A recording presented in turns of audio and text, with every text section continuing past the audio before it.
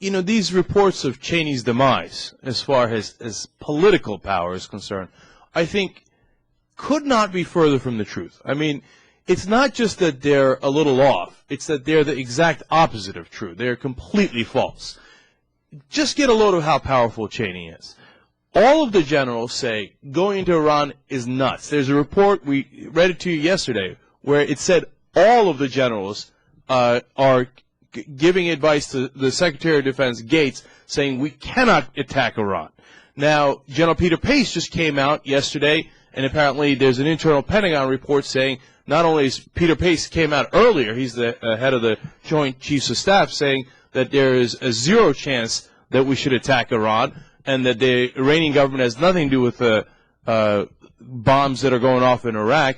But he came out yesterday with a internal report saying, look, we are not ready for another conflict, and the Army and the armed forces are in trouble here, and we're not ready for another conflict. All these warning signs, and Gates says no, the Army says no, every single expert, analyst, reporter in the field says it's madness, it's crazy, you can't do it. The Iraq Study Group says no. All of the people in the world say no. Dick Cheney says yes, and what do we have? We have a 50-50 tie. Bush might or might not do it. Well, look at how powerful Cheney is. He equals all of the rest of the people, all of the rest of the experts, all of the rest of the government combined. Well, I understand what you're saying, and of course the problem is the simple way that in general us and everyone else in the media has framed this argument as, is Dick Cheney is Dick Cheney the Darth Vader still? Does he control the Death Star?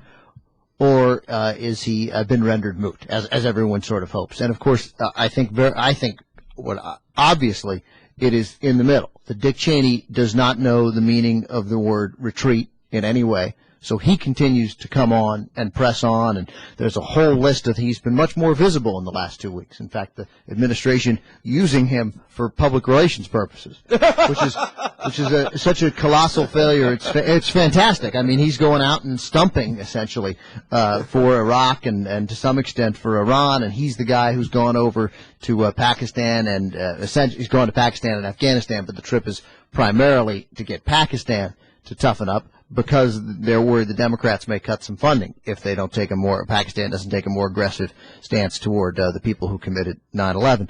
But I think the very nature of all the people you mentioned as reducing Cheney to 50-50 is also a sign that he has also lost power. He's still coming on strong, and you're right, he may win.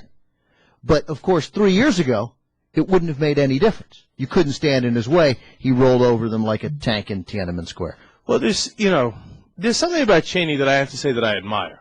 Clearly. Of course. Yeah. No question. Because that strength is really, it's palpable. I mean, the guy he just rolls over people.